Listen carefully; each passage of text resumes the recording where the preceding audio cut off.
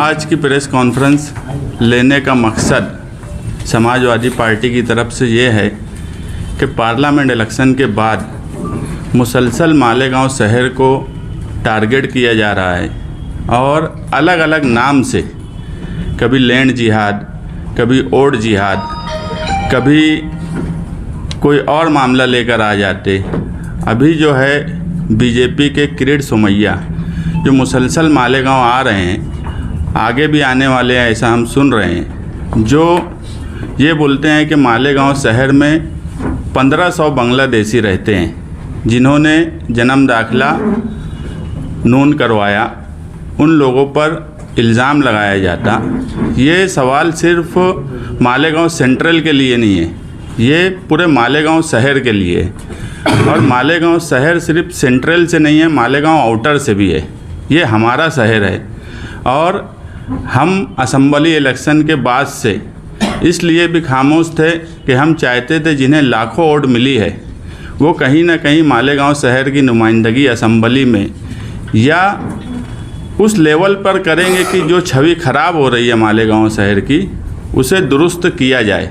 मुसलसल झूठे इल्ज़ामात लगाए जा रहे हैं। कल एक किरीट सोमैया ने मुंबई में एक प्रेस कॉन्फ्रेंस ली और उसमें जिन लोगों के नाम लिए गए कि इनके डॉक्यूमेंट जो बनाए गए वो इल्लीगल है, गलत डॉक्यूमेंट बनाए गए, उनके नाम जब लिए गए तो वो लोग हमारे कांटेक्ट में आए।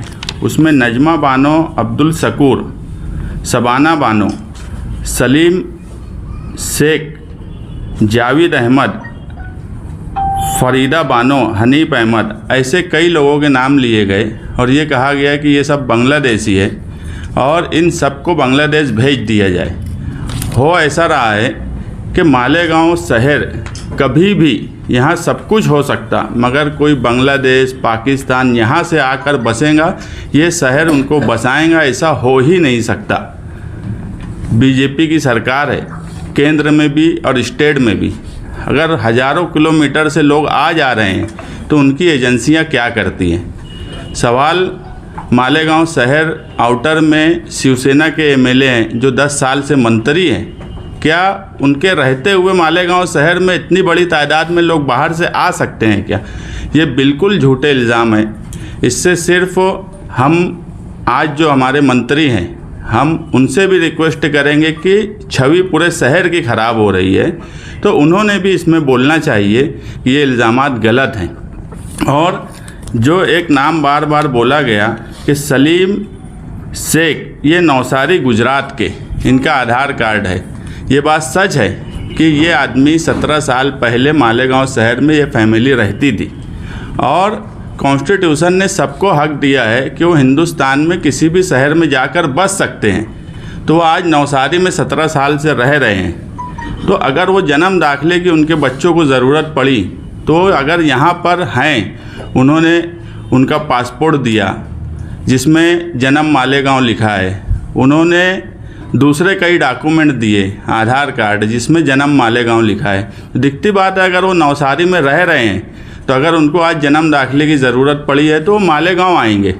हमारे भी बहुत से लोग जो यूपी में रहते हैं, खानदेश में रहते हैं, मराठवाड़ा में रहते हैं, अगर उनको ज़रूरत पड़ती है तो पाचौरा से भी कुछ लोगों ने जन्म दाखिला बना कर लाया, यूपी भी लोग गए जन्म दाखिला बनाने।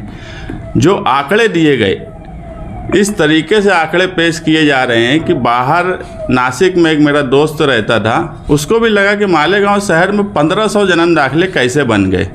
सच बात यह है कि मालेगांव शहर में जब जनवरी 2019 में नया नोटिफिकेशन केंद्र सरकार का आया कि जन्म दाखिला तहसील से एफिडेविट करके महानगर पालिका को दिया जाएगा, उससे पहले ये प्रोसेस कोर्ट से किया जाता था।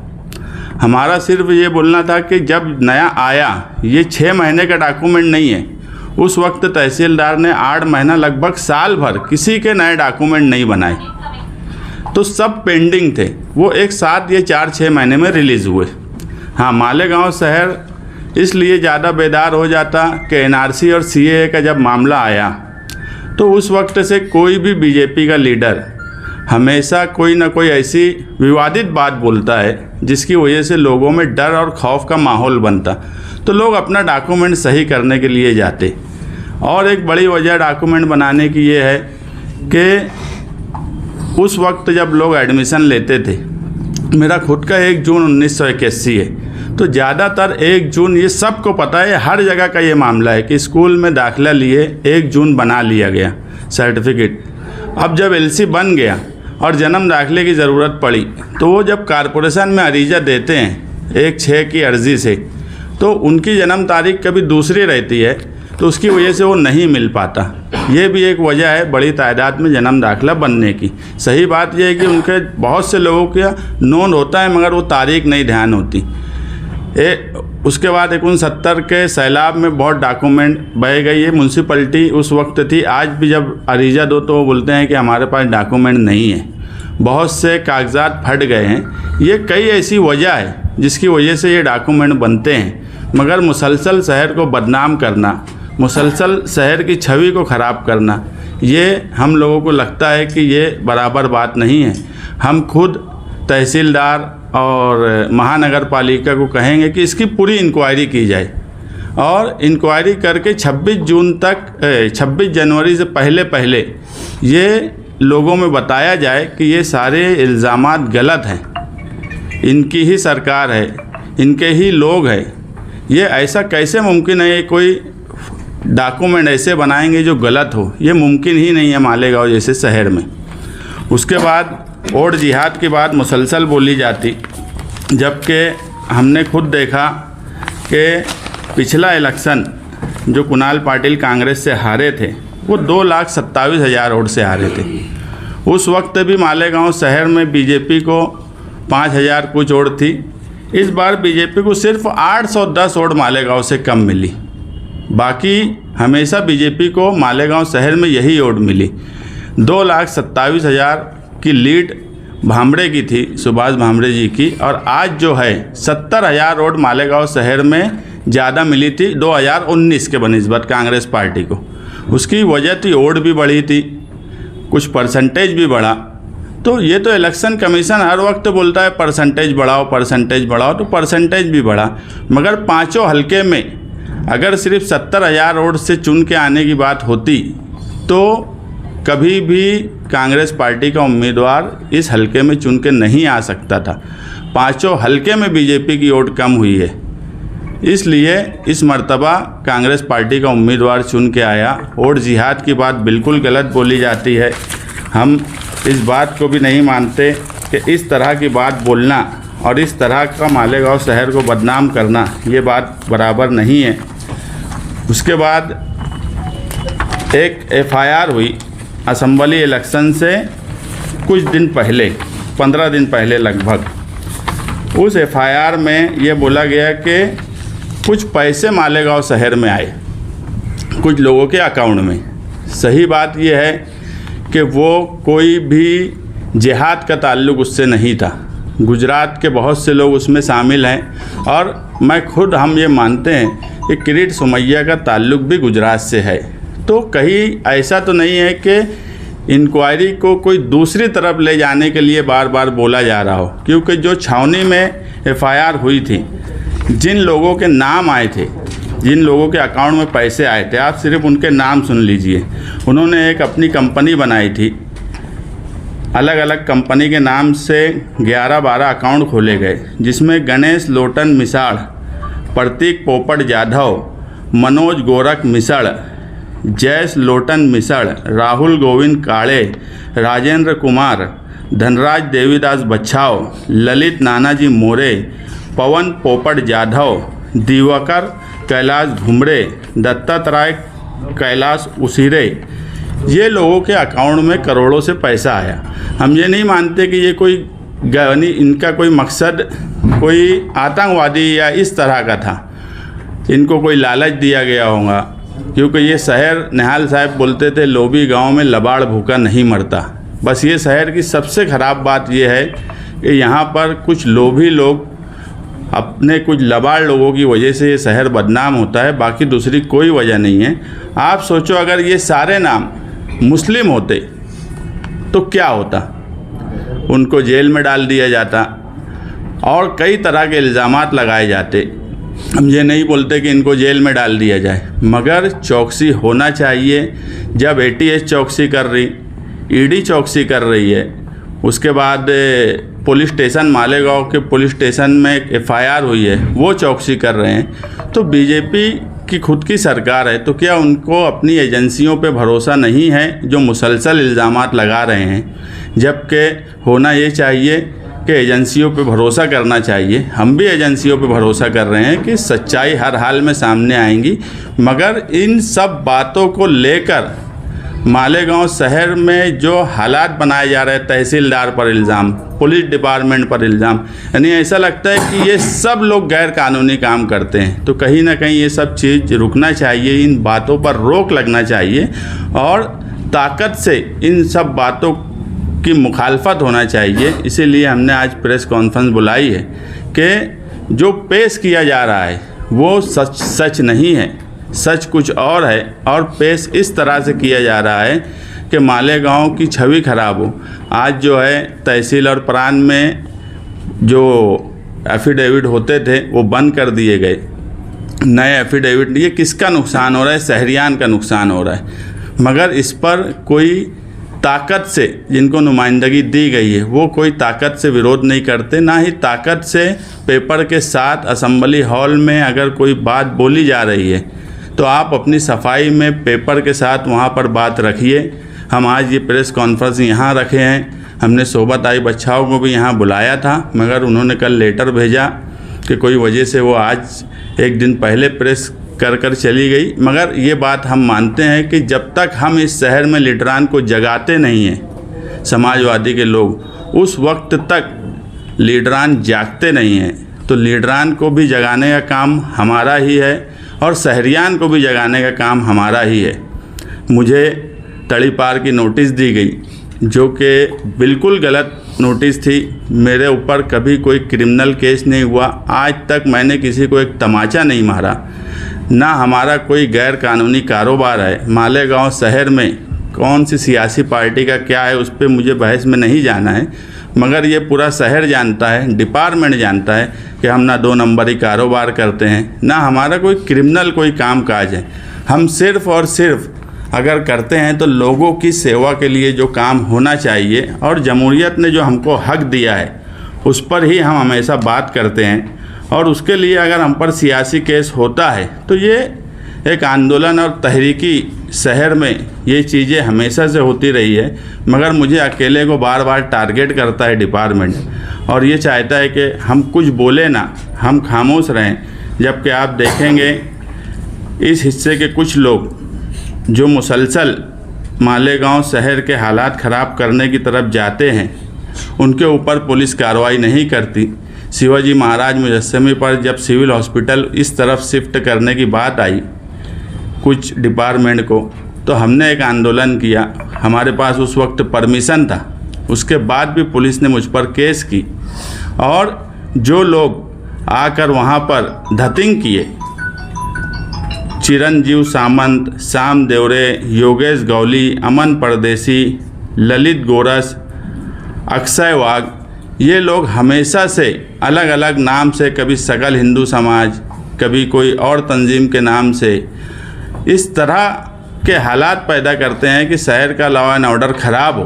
हमने कभी ऐसे कोई हालात पैदा नहीं किए कि शहर का लॉ एंड ऑर्डर ख़राब हो। हम हमेशा अमन और शांति के साथ ही हमारी तहरीक चलाते हैं, मगर उसके बाद भी मुसलसल हमको ही दबाया जाता।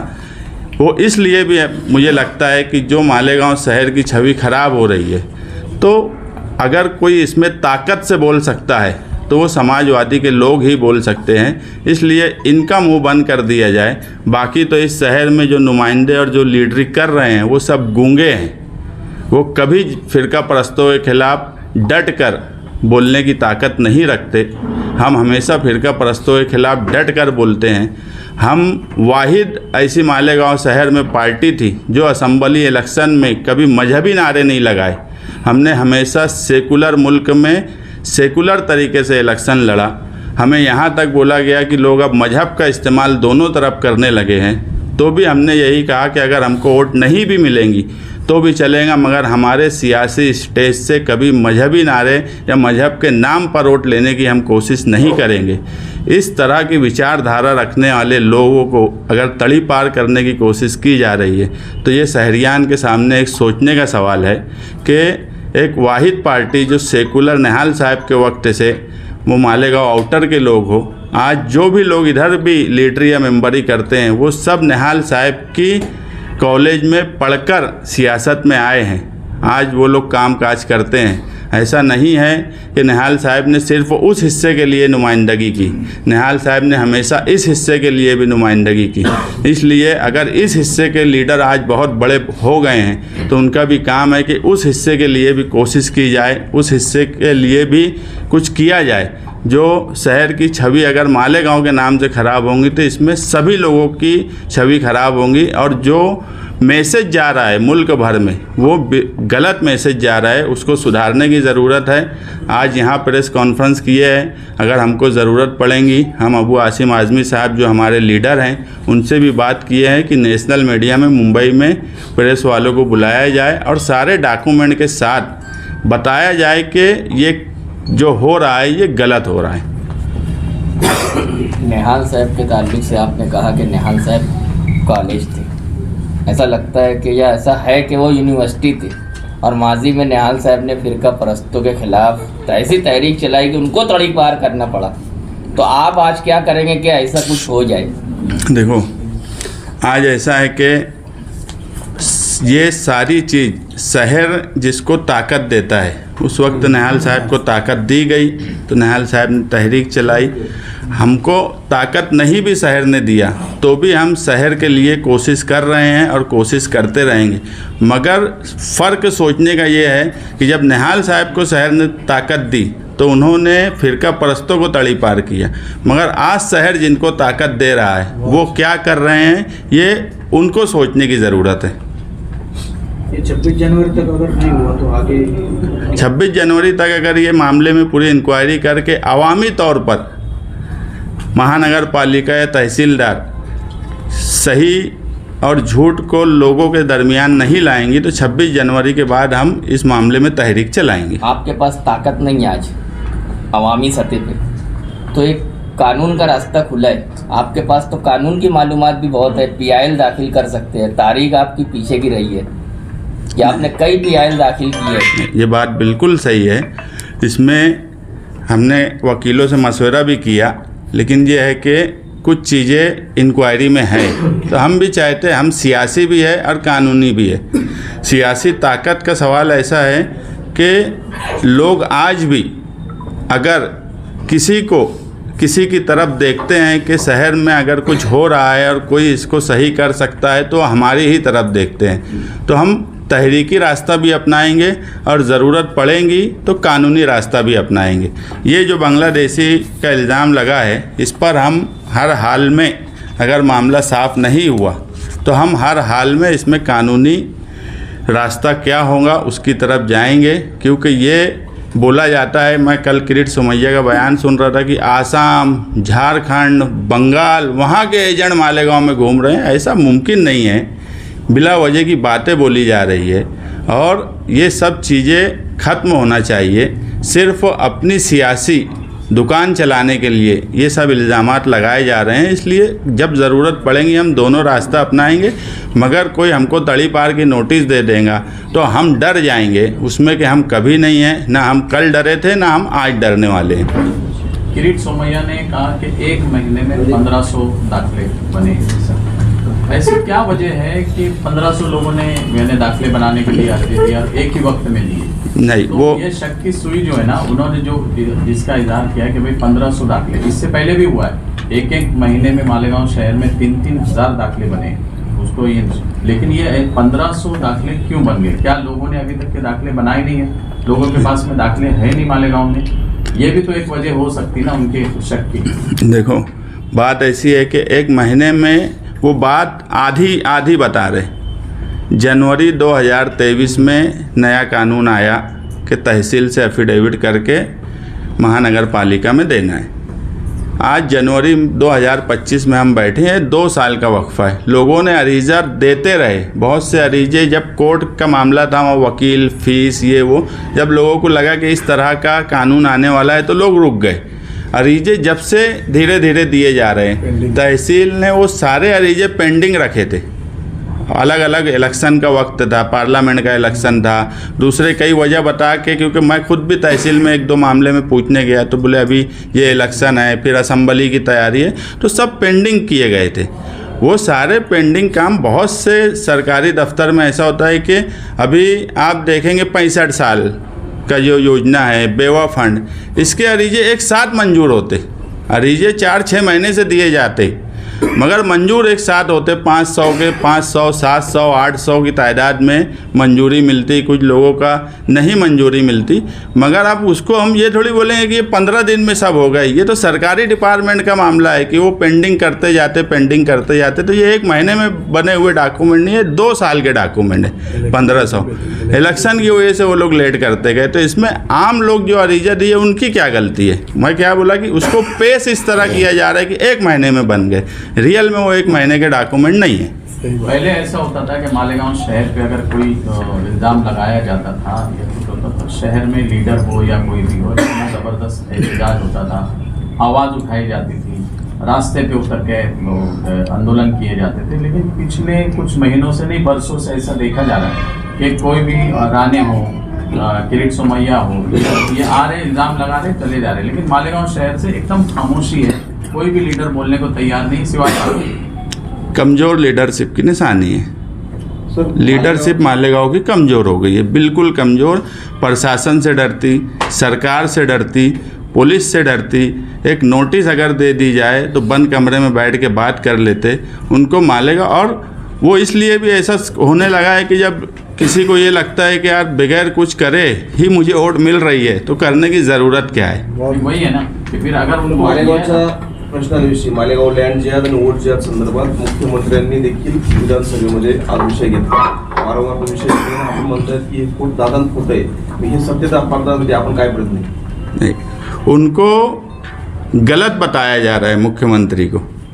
मुख्यमंत्री को जो चीज़ें दी जा रही है, ये जो बताई जा रही है, यहाँ पर देखो लैंड जिहाद और ये सब मामले में मैं एक बात बोलता हूँ कि ज़मीन का कारोबार करने वाले लोग ही एक दूसरे के दुश्मन बने हुए, जो गलत पेपर प्रोवाइड कर रहे हैं, गलत तरीके से पेश कर रहे हैं। हर कारोबार में अपने खुद के भी कुछ लोगों के आपस के मामले बिगड़ते हैं, तो उसको वो लोग चाहते हैं कि कोई नुकसान हो जाए, और इसके लिए ऐसे डॉक्यूमेंट या इस तरह की बात बताई जा रही है कि जिससे अब बीजेपी जो है हर बात को जिहाद से जोड़ देती। कुछ लोगों के आपस के कारोबारी मसले हैं उसकी, और ये कोई मालेगांव शहर में ही है ऐसा नहीं है, हर शहर में ये सब मामले रहते।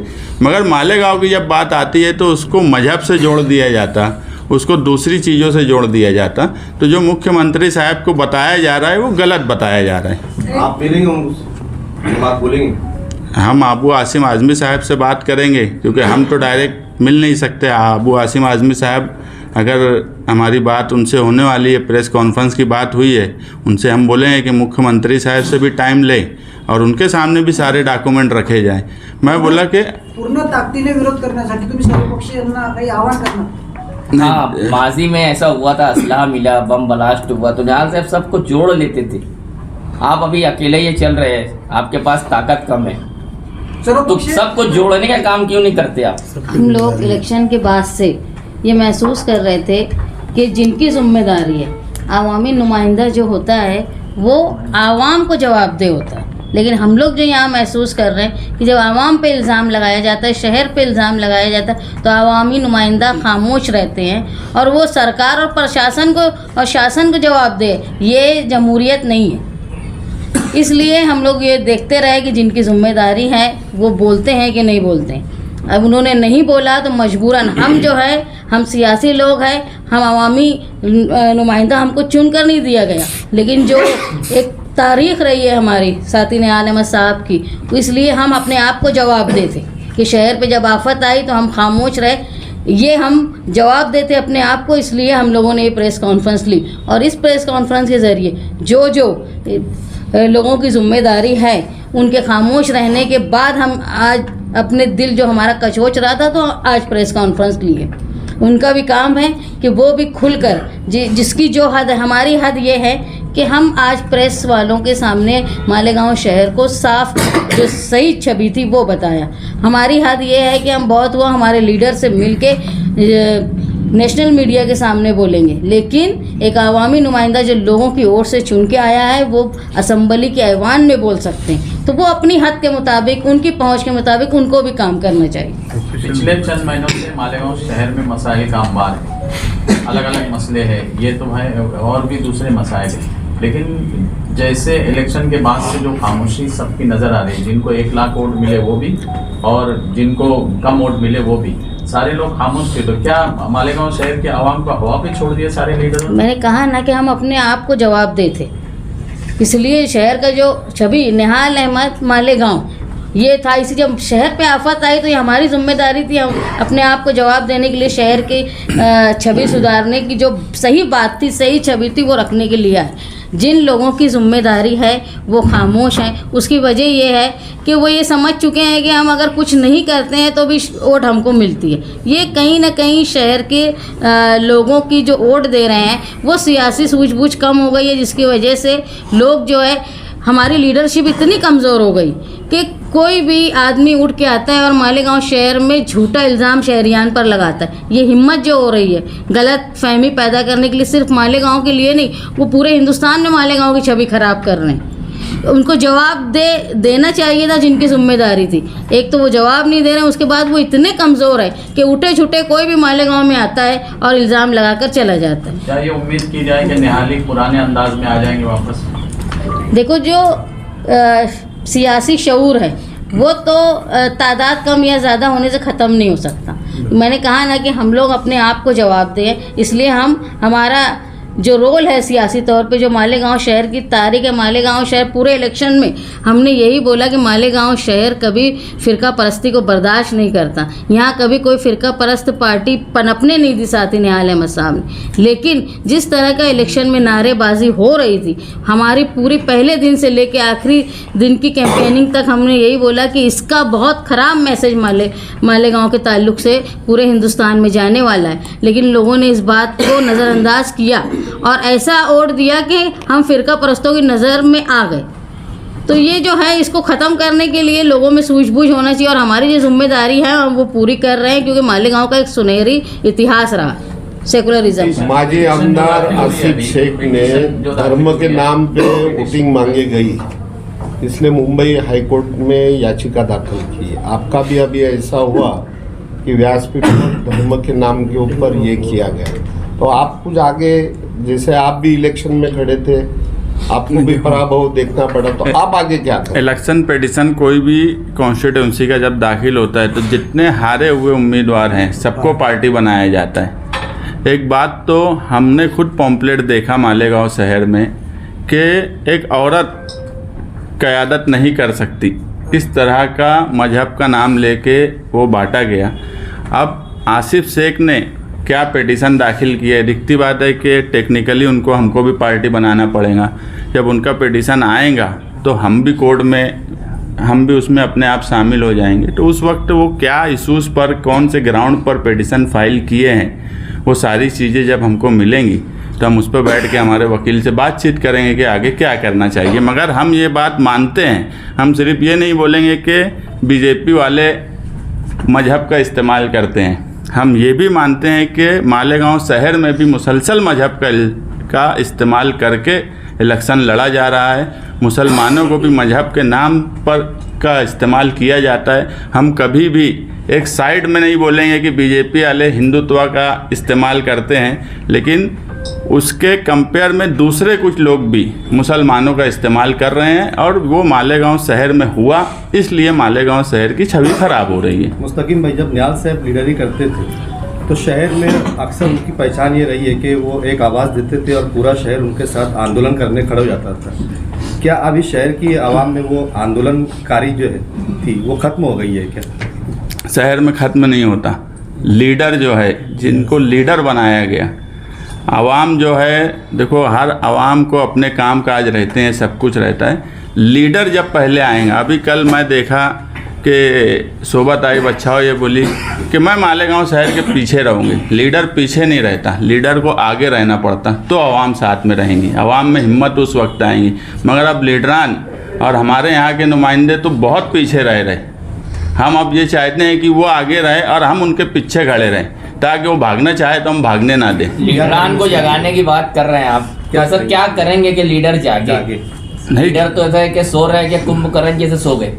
नहीं, अगर लीडर नहीं जागेंगे तो आवाम जागेंगी, और जब आवाम जागती है तो फिर सबको मालूम है क्या होता। मुस्तकिम भाई, शहर को बदनाम करने की कोशिश की जा रही है, कोट जिहाद से जोड़ा गया, बांग्लादेशी से जोड़ा गया, तो शहर की जो दीनी तंजीम है उन्होंने भी सामने आना चाहिए। इसको लेकर आप क्या बात करें? बिल्कुल सही बात है। अगर शहर की, मैं तो जमीयतुल उलमा की बात बोलूँगा कि जमीयतुल उलमा जैसी तंजीम जो डायरेक्ट सियासी काम अब करने लगी मालेगांव शहर में, जबकि उनके दस्तूर में कभी जमीयत के नाम से किसी की हिमायत करना नहीं था, अब जब डायरेक्ट वो सियासी हो गई है मालेगांव शहर तक, तो उनका भी काम है कि उनके ही सदर भी हैं जमीयत के, उनको भी सामने आना चाहिए, दूसरी तंजीमों को भी आना चाहिए। मगर मैं जो बोला कि हमेशा आप देखेंगे तो सियासी लीडर जो है उसको फ्रंट पे रहकर सबको संभालना पड़ता। जब सियासी लीडर ही फ्रंट पे नहीं आ रहा है तो तंजीमें कैसे आएंगी? अगर कोई केस दाखिल होगा, कुछ होगा, तो एक हर आदमी के बस की बात नहीं है। अगर मुझ पर 16 केस है तो मैं कहीं ना कहीं फ्रंट पे रहा इसलिए है, और वो सब सियासी केसेस हैं, कोई ऐसा नहीं कि कोई क्रिमिनल केस है। तो हमने हमेशा तंजीमों को जोड़ा। मैं फिर यही बोलूँगा कि हम वापस सब लोगों को जोड़ेंगे। 26 जनवरी के बाद हम सब लोगों को जोड़ने का काम करेंगे। उस वक्त तक हम हमारे शहर की छवि किस तरीके से सही हो उसकी कोशिश करेंगे, और नहीं हुई तो फिर हम सबको जोड़कर तहरीक का रास्ता अपनाना पड़ेगा, तहरीक का रास्ता अपनाएंगे, जो भी कानूनी रास्ता अपनाना पड़ेगा वो रास्ता अपनाएंगे। तुम्ही मालेगाव शहरातल्या लोकप्रतिनिधींना आरोप करताना दादा भुसेंचं नाव घेतलं अप्रत्यक्षपणे, तुम्हाला काय अपेक्षा की भुसे साहेबांनी काय केलं पाहिजे होतं? ते महायुतीत आहेत म्हणून? नहीं, देखो, भुसे साहब 2004 से यहाँ के MLA हैं, 10 साल से मंत्री हैं। ऐसा तो मुमकिन नहीं है कि यही मालेगांव शहर में जहाँ का 10 साल से कोई मंत्री हो वहाँ पर 1500 लोग आकर बच जाएं, ऐसा मुमकिन नहीं है। और वो भी शिवसेना पार्टी के हैं जो सरकार में है। तो दिखती बात है कि जब मालेगांव शहर का नाम खराब हो रहा है तो वो भी तो मालेगांव शहर से ही जुड़े हुए हैं, वो कोई मालेगांव के बाहर के नहीं हैं। तो और उनको सब पता है, ऐसा नहीं हो सकता कि उनको छुपा कर कोई ऐसा कोई एजेंट आ जाएगा झारखंड से, आसाम से। तो उनका भी काम, हम मानते हैं कि उनका काम है कि ये जो सब चीज़ें हो रही है इसको कहीं ना कहीं रोका जाए। हमारे यहाँ जो मालेगांव सेंट्रल के हैं उनका भी काम है। मगर मैं जो बोला कि मैं अभी एक यूट्यूब चैनल सुन रहा था, वो बोले मालेगांव शहर एकदम ख़राब हो गया, खड्डा खोद दिया गया, यहाँ साफ़ सफाई नहीं होती। ये एक जिम्मेदार आदमी ऐसी बात बोलेगा? ये तो आप चैनल वाले भी जाकर पूरे शहर, मैं तो बोलता हूँ आज अपोजिशन अगर कोई कर रहा है मालेगांव शहर में तो मीडिया वाले कर रहे हैं, कम से कम वो जा रहे हैं, बता रहे हैं। वही काम तो उनको भी एक यूट्यूब चैनल दे दो आज के मौजूदा आमदार को कि ये ख़राब हो गया, वो ख़राब हो गया। वो तो आप लोग बता रहे, जो आप लोग कर रहे वही वो भी कर रहे। तो ये एक MLA का काम नहीं है कि जो आकर ये बोले कि ये चीज़ नहीं हो रही, वो नहीं हो रही, कोनार्क कंपनी सही काम नहीं करती, अंडरग्राउंड ड्रेनेज सही नहीं हो रहा है। मैं अभी आपको बोल रहा हूँ कि मालेगांव शहर में अंडरग्राउंड गटर की स्कीम फेल हो चुकी है। 500 कोटी की स्कीम, उसकी एक वजह है कोई प्लान नहीं है। अगर मैं मेरी गली में बोल दिया कि यहाँ पे नहीं खोदना है तो वहाँ नहीं खोदते, कोई दूसरी जगह बोल देता, तो उनके पास कोई ब्लूप्रिंट है कि नहीं है काम करने का। और उस पर मौजूदा MLA ये बोलते कि पूरा शहर खड्डा हो गया। तो आप क्या कर रहे हैं? आपके वक्त स्कीम आई, आप पिछले भी 5 साल MLA थे। जब मैंने 1 महीने का बोर्ड लगाया तो बोले 1 महीने में क्या होगा? सही बात यह है कि वो 1 महीना के 5 साल 1 महीना था। आप 5 साल क्या किए वो भी सवाल है। बोलने का मतलब ये है कि जिम्मेदारी हमारे यहाँ के नुमाइंदे की है। हम सिर्फ दादा भुसे साहब से ये रिक्वेस्ट कर रहे हैं कि आपका शहर है, आप अगर इस शहर की छवि ख़राब हो रही है तो आप इसमें बोलिए और जो हकीकत है वो सामने लाइए। मालेगांव शहर में कभी ऐसा नहीं हो सकता, कभी नहीं हो सकता। यानी दूसरे अभी मैं मुंबई पढ़ा, खबर थी कि 13 बांग्लादेशी पकड़े गए। मालेगांव शहर में ऐसा कभी नहीं होता। एक आध मिसाल ऐसी हो सकती है कि कभी आई हो, बाकी ऐसा मुमकिन ही नहीं है। मालेगांव शहर में अगर कोई बस्ती में 2 लोग भी आकर रहते हैं तो पूरा मोहल्ला उसकी इंक्वायरी करता है कि ये कौन लोग हैं, कहाँ से आए हैं, क्या कर रहे हैं। पुलिस डिपार्टमेंट को भी खबर देते, सियासी समाजी लोगों को भी खबर देते। यहाँ ऐसा होता ही नहीं कि कोई आएगा और उसकी खबर ना ली जाती हो। बहुत ही सोशल गांव है हमारा। मुस्तकीम भाई, ऐसा नहीं लगता कि अंडरग्राउंड गटर पर बोलने के लिए बहुत देर कर दी आप? नहीं, पूरा मैं शहर तो 70% मतलब शहर खंडर हो गया। मैं तो अभी भी नहीं बोल रहा। प्रेस कॉन्फ्रेंस दूसरे रूप पे चले मैं तो अभी भी नहीं बोल रहा। उसके लिए बाद में अनुमान तय करना